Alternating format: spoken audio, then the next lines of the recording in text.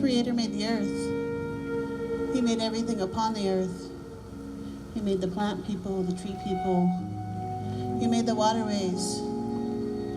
He made the swimmers, the crawlers, the winged people, the four-leggeds, long before he ever thought about making human beings.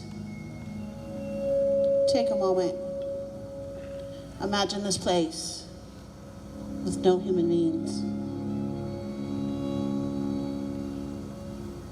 Think about your journey here, on the place that you call home, and the places that you've been in your life.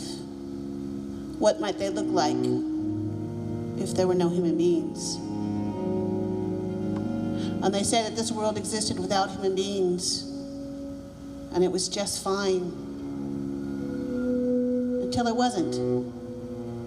There came a time when the tree people started to grow so thick that when a new tree sprouted up, it shot up really straight and really skinny, trying to get up to the light so it could get the things that it needs to survive. But the big trees were up there and they were hogging up all the light.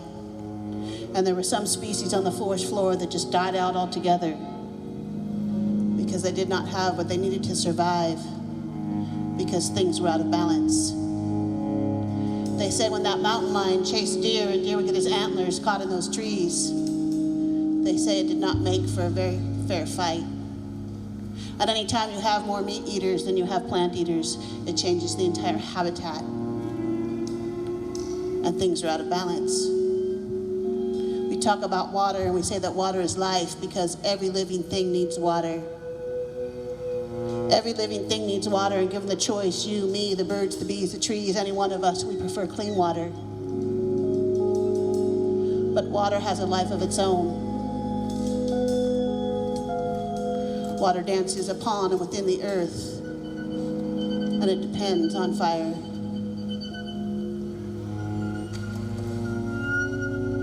For water to be healthy, water needs to move. And when water can't move, it changes the entire body of water. The things within the water cannot honor the responsibility. The riparian habitat all around the water becomes out of balance.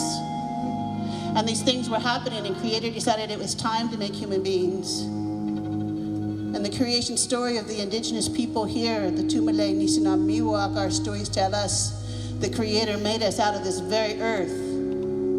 It was said that we were made out of this very earth so that we would take care of this earth, so that we would take care of everything upon this earth, so that we would take care of each other.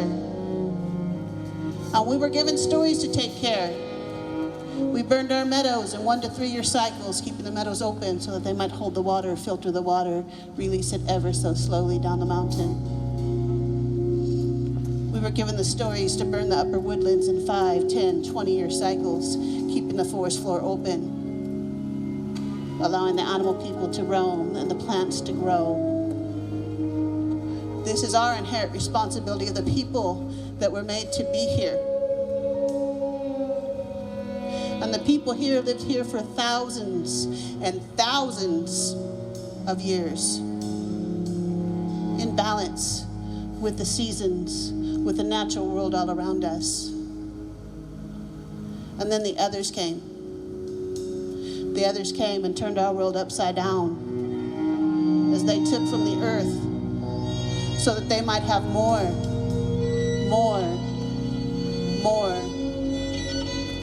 And that changed things. You know, those dear people said, we will give our lives, we will take care of these human beings, we will clothe them and feed them because they're taking care of our lands. And we thrive when they take care of our lands. The fish people too said, we will give our lives, we will feed these people because they're taking care of our waters. And then we were no longer allowed to do these things. And our lives have never been the same.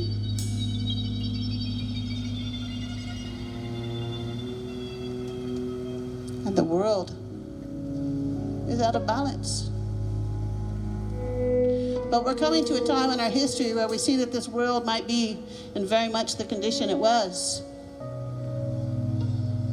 when we were brought here. And we've come to a time where we're able to tell our stories, where people might listen and get an understanding of that balance. Human beings were created to take care of the earth, take care of the plants, take care of the animal. And if the plants and the animals and the waters, if they thrive, we thrive. And that is what it means to be rich. So this day, spending the day with many of you, I say Miwok. In our language, that means, where are you going? Where are you going with your life today? And as we watch these things, as we ponder these thoughts, as our lives are affected on them by many levels, we as a people must decide, where are we going? And how are we going to get there? We can see that this world is at a tipping point, and we need to decide how we're going to interact with the natural world. There was a time when we lived with nature. We were part of nature. And much of our society today does not know how to do that. So again, I say, Miwok, where are we going? Oh.